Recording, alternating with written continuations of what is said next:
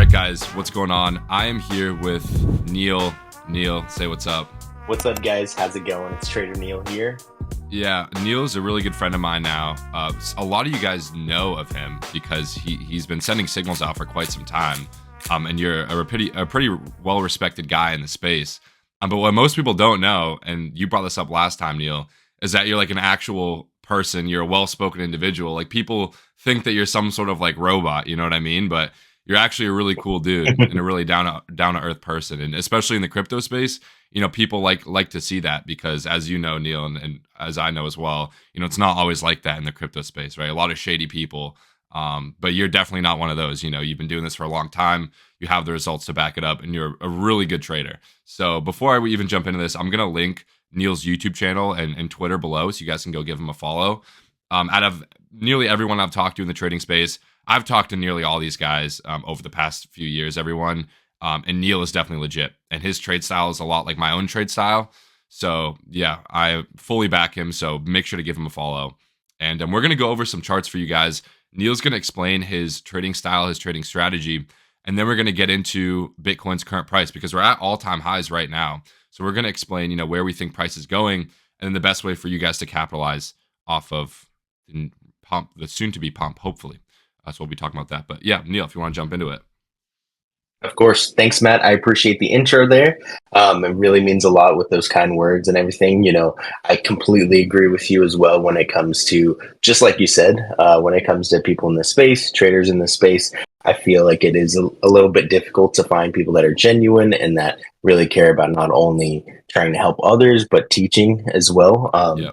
And trying to just be kind of down to earth in that sort of way and just want to be able to go the extra mile and see, not only just send signals, things like that, whenever I can to try to help people grow their ports alongside me, but at the same time, educate and try to help others understand why I take the trades that I do, why I am in this space, why I love crypto in general, like all of these things to try to spread, you know, the crypto gospel. All of that is part of why I do what I do. And so I appreciate you, Matt, for giving me the opportunity to just be on your channel, to talk about these things and to kind of give everyone an idea of my own trading style and see if I can help you guys out. So kind of first and foremost, a little bit about the way that I trade, guys. So I just have a Bitcoin chart pulled up here. Personally, the way that I look at the chart, the way that I trade is I'm a big support resistance trader. I'm a big order block SR trader, as well as I use fibs and volume profiles to help me find my entries. Dude, that's so funny you say that, Neil. I hate to cut you off. That's so funny you say that. Go for it. I'm a big support and resistance and fib trader as well. And that's what I've been preaching for the past 3 years since I started this community. That's what I've always done. That's how I learned how to trade more classical charting. And it's funny because nowadays, if you try to get into trading, people will actually tell you, and I use a volume profile as well, people will actually tell you support and resistance doesn't work because there's all these new concepts, all these new, you know, ICT concepts. And we've actually gotten to a point in the trading space where you will have unprofitable traders who are trying to trade on, you know, these prop firms that haven't received a single payout, telling you that support and resistance and fibs and all these things don't work, which is, I mean, obviously it's untrue. We've been posting results for the past 3 years, but it's funny because I trade the exact same way. So I just thought I'd throw that in there. It's just very interesting. Exactly, man. And you said it right to the T there. And you described it really well. In my opinion, you know, I think a lot of people, they don't realize that keeping it simple in this space and keeping it simple in terms of your own trading and using support resistance, a method that is probably the first thing most traders learn, but at the same time is probably also the first thing that most traders simply just throw out the window when they start learning some of this more complicated stuff. I think at a point where everything gets more convoluted with, like you said, ICT, some of these other trading methods out there that there's courses about that people try to sell. I think the more and more that people try to get into that stuff, and I personally think that it ends up confusing most of them. And in the end, it's more of like an analysis paralysis thing. They kind of overthink their trades. They decide like, you know, this looks like a nice level on Bitcoin or on NQ or on ETH or NASDAQ. And, I want to take the trade here, but at the same time, like it's not the right time of day for my trade. Yeah. It's not like, the things like that. It doesn't have enough confluence with my other ICT factors, things like that. And so I'm not going to take it. Ends up hitting like a traditional SR level, for example, perfectly, and just continues up from there. Keep it simple, guys. That's the way that I know, Matt, you feel the same way about things. And if you just try things in that way for a little bit, I think you would be very surprised at how well it really does just work. Yeah, yeah, I agree 100%. And my partner Jay, he's a little bit into ICT. I mean, he combines a few things. I wouldn't say ICT. I mean, he trades, levels as well. But he's big into like the time thing as well, on like a higher time frame. Certain quarters, and, certain times of the day, price tends to react, based on market. But the notion that you're not going to get into a trade position because it's 4:30 and not 5:30 is ridiculous. If you see a setup, and price is coming down to your level, don't not take the trade because of the time of day. I mean, it's just like that's ridiculous. So, I mean, you guys got to be better Completely if you're doing agree. that. I mean, that come on, come on. But anyway, yeah, Yeah, yeah. But for sure, with that aside, pretty much just for example, guys, I'm going to go through my thought process on a potential trade here on Bitcoin to give you guys an idea of how I take my trades. I'm going to go ahead and start out with a completely fresh chart here so you guys get an idea of like how I would go about things. And so first off, looking at this chart, guys, flat, I've got my 200 EMAs here, my EMA and my moving average here on the daily, my 50 EMA here. I don't use these traditionally as ways to find trades, but it is great confluence for me. For example, here on Bitcoin, this is one of the biggest things that I use on a higher time frame chart. Looking at Bitcoin, seeing it above these 200 moving averages here, I get an idea of, okay, Bitcoin is above the 200 moving averages on the daily. In my opinion, that is a bullish sign. And as a result, I will be looking for more longs and shorts in terms of swings on Bitcoin. As you can see, I've got my trend EMA band here as well. And as you can see, Bitcoin on the way up has been perfectly holding the bottom side of this channel here on the trend band. So that's another reason why, okay, not only is Bitcoin bullish, but it is holding this trend perfectly. And every time it comes down for a retest, it gets a nice bounce. So overall, until that stops, until that discontinues, I'm going to be looking for higher prices on BTC. But that's just using my couple of indicators on my chart. Other than that, like me and Matt said, I'm traditionally a plain support resistance trader here, guys. And so looking at Bitcoin here, of course, first level that I'll be looking at is our previous all-time high level here at around 73,815. As long as we're above that, I'm going to be more bullish than bearish on Bitcoin, especially for looking for higher prices. Bitcoin at the moment, this is the only really big support resistance level that exists on Bitcoin at the moment, guys. Of course, we rejected there back here in March, and we pretty much rejected there at the end of October as well. That price just got front run a bit, and then we came down. And honestly, guys, I think, Matt, you probably thought the same thing. Us front running that level and not hitting it to a T, or doing something like this where we came up, hit the liquidity, and then came down. This was actually a bullish sign for me, honestly. Seeing that they left this all-time high level for later, that honestly made me think like, okay, there's no way we don't come up and hit that at some point since they left it. Is that kind of what you were thinking? yeah, absolutely. If you sweep that high, now you're talking about a potential fail of the level or swing failure pattern, and now you can look for a bias shift to the downside.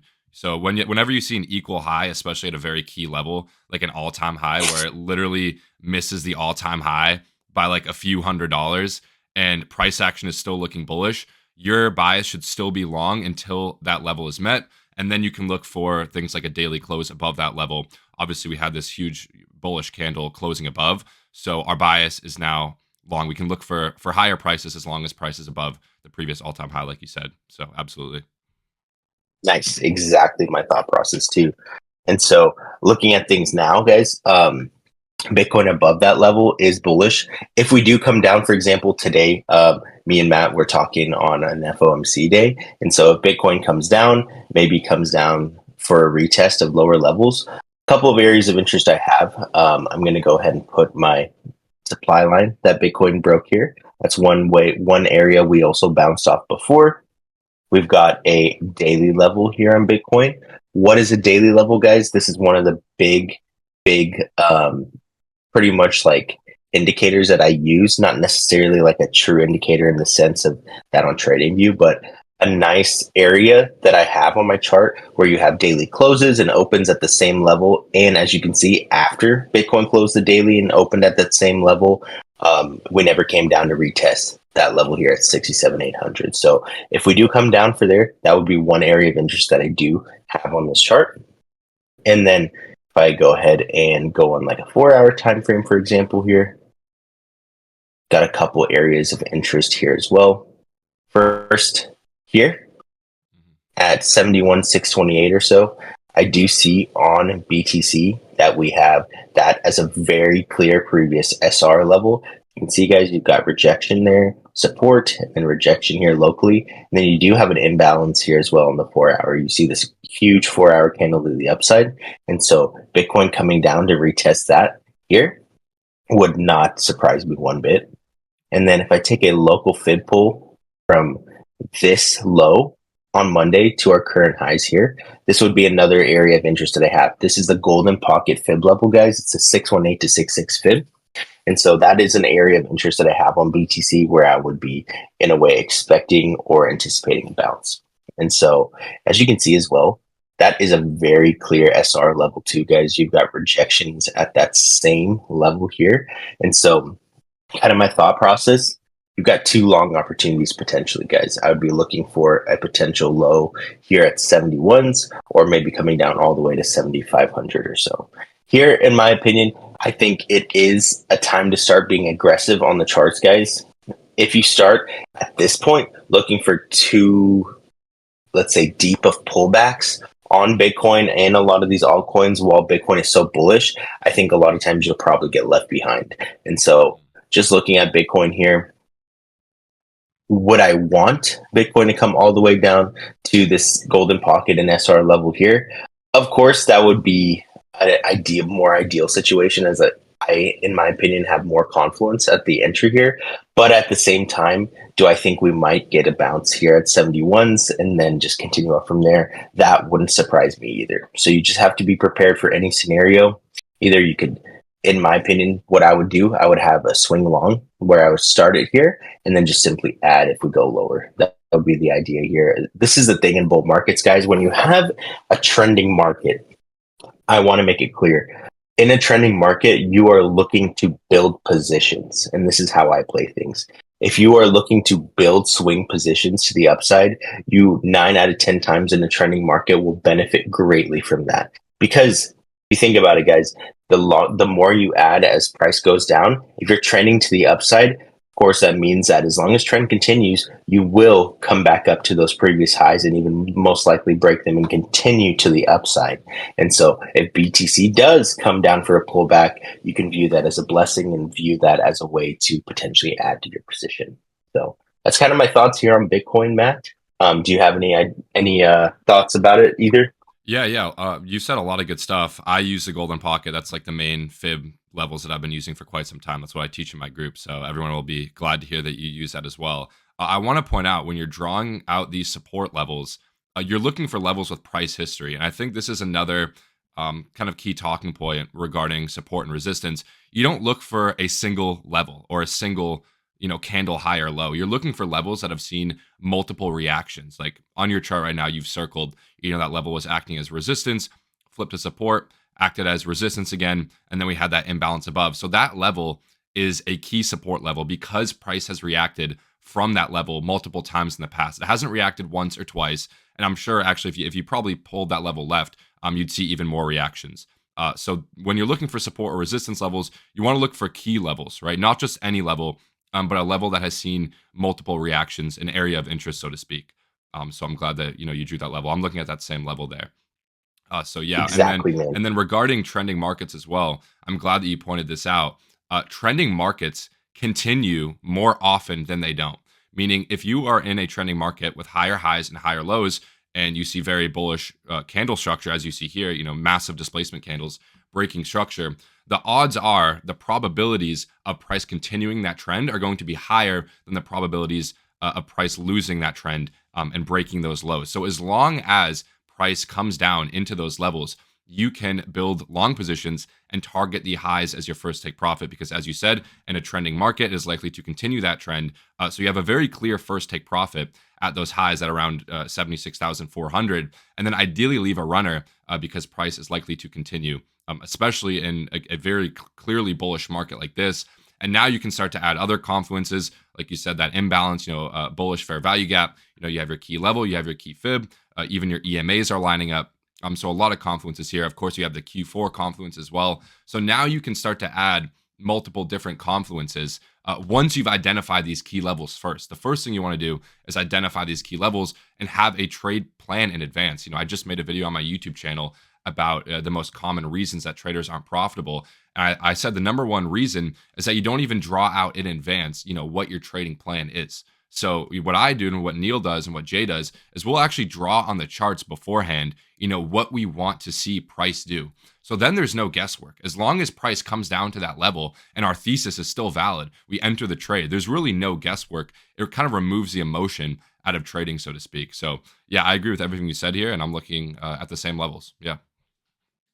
Yeah, man, completely agree with that as well. And that was a big thing you just said about removing the guesswork out of trades and it being really, really important if you are struggling with trading, if you are someone that has been having trouble being profitable, to go ahead and prepare your trades, to go ahead and prepare your technical analysis, to draw out your levels, to draw out your areas of interest beforehand, not just pulling up a chart or pulling up your Bybit account and seeing Bitcoin pumping and just immediately max longing because you want to get into that. That's a recipe for disaster 9 out of 10 times. Yeah. Unless you literally draw out your levels and unless you have a plan, unless you know like, okay, if price comes to here, I'm going to do X. If price comes down to here, I'm going to then do X. If price then doesn't go the way that I want it, I'm going to have this validation for my trade and then I'm just going to close it because I don't have any emotions. If I lose a trade, that's fine, but at least I know what I did wrong. At least I knew where my validations were. Those are all hugely important things. If you don't have a plan, then you're most likely going to get wrecked 9 out of 10 times. So, very wise words, man. Completely agree. Yeah, and the other issue with FOMOing as well is that it's not a system that you're following. Like we're trying to build practices that are going to last us, years and years and reap us profits time and time again. If you're just FOMOing into trades, without a real and clear trade plan, that's not replicable, right? You can't do that over and over again. You don't have a clear system in place. So you can't back test that. You can't live test that because each trade scenario is going to be different. You're just FOMOing. But when you have an actual plan, like Neil is drawing out on the charts now, that is an actual system that you can follow. And that's where we talk about, trading like a business, so to speak. So yeah, I agree with everything you said. Neil, do you want to jump into Bitcoin is obviously at all-time highs. Where should people start to look now that because people don't want a long Bitcoin at all-time highs, right? Obviously, we've just identified a long setup, but a lot of people watching, don't have extremely large portfolios. They want to make money fast. Unfortunately, that's how it is. Even though trading isn't a get-rich-quick scheme, it is possible in the trading space. And I know that you're big into some meme coins as well. So how do you see this playing out over the next 2 to 3 months with Bitcoin hopefully continuing to break all-time highs? Ethereum looks like it wants to play catch up, in my opinion. I think people have completely underestimated Ethereum with the ETFs saying, there's no volume in the ETFs. Guys, you don't know how these whales work. They're buying up Ethereum now, and Ethereum's going to play catch up, mark my words. But where do you see the money flowing in the next 2 to 3 months? So honestly, man, personally, even though I think Ethereum does have a nice leg up coming up, and it have a feeling that just like you said, institutions and bigger players are accumulating large amounts of ETH, waiting for that next push to the upside. I think that most people, and as can be seen as well in the last couple weeks to months, this cycle has been dominated by meme coins. And honestly, like looking at meme coins the past couple months, like I said, they have been just popping off left and right, man. And meme coins, every time the market goes ahead and bounces, meme coins are the first ones to move, and they are the most violent ones to move to the upside. And so that's pretty much the sector that I think has done well and done very well over the last well, this entire cycle so far, and I personally don't see a reason for that to stop. What do you think? No, I completely agree. And as you said, it's not that we're guessing that meme coins are going to pop off. Over the last 365 days, the coins that have shown the most local strength are the meme coins. So it's on the chart. You know, the market makers have decided, and retail has decided as well, they want to pump the meme coins. So what kind of sectors are you looking at in terms of meme coins? Are you looking at some of the larger ones like Doge and WIF? Are you looking at coins on Solana? I mean, Solana is showing lots of local strength here. Ethereum meme coins. Like, what are you kind of looking at here? I know I see Brett on your screen as well. I'm big into the base chain, so that could be a good narrative coming up. So, what do you think? Yeah, so personally, I think that, you know, Solana memes have been the cream of the crop this cycle so far. And at the moment, like maybe when Ethereum starts to pop off in terms of Ethereum's price action on its own, I think Ethereum memes probably do okay.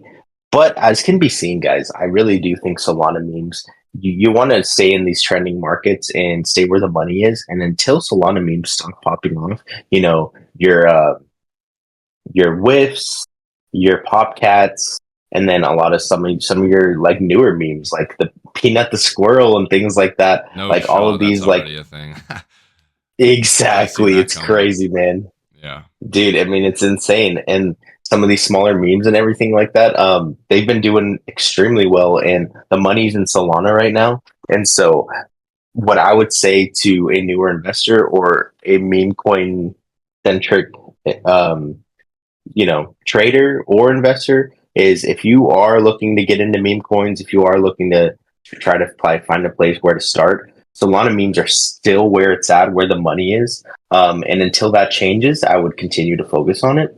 But at the same time, I know you mentioned Brett earlier and you mentioned base.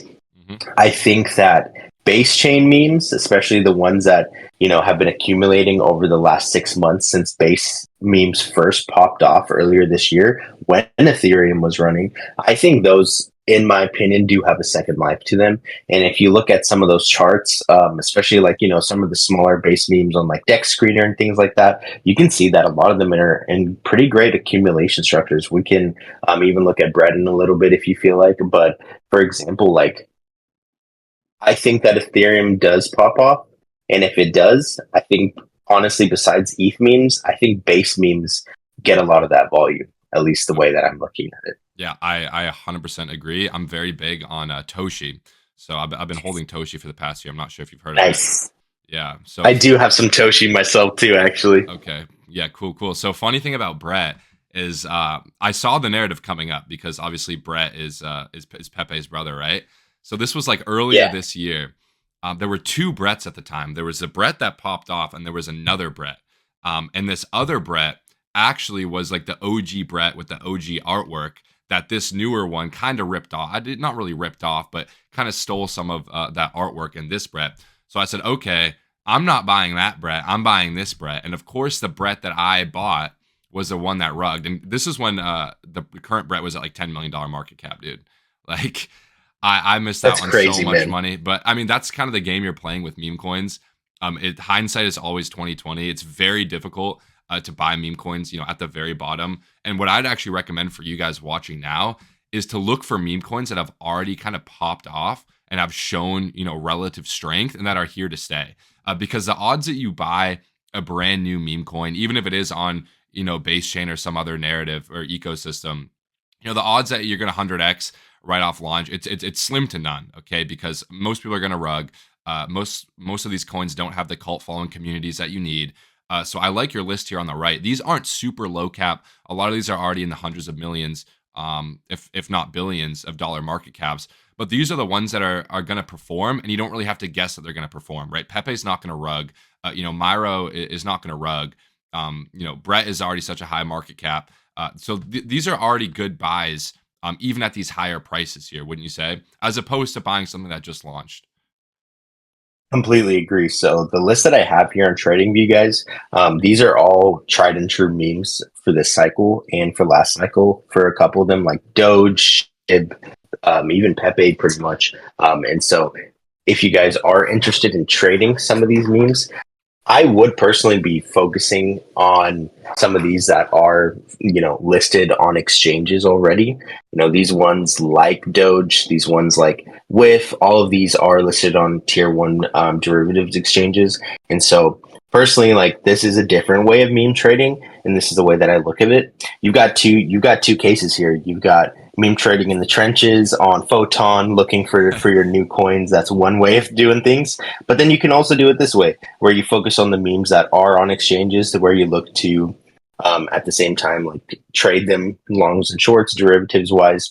And honestly, that's the thing. Like you have two options here, because these memes, while they are higher market cap, while they necessarily don't move as much as some of those lower ones whenever price starts moving and volatility increases, these are still the memes that, in my opinion, move much, much stronger, much harder than just your typical, L1 or your typical crypto coin in the top 100. These ones still get a lot of the volatility, a lot of the volume comes through them.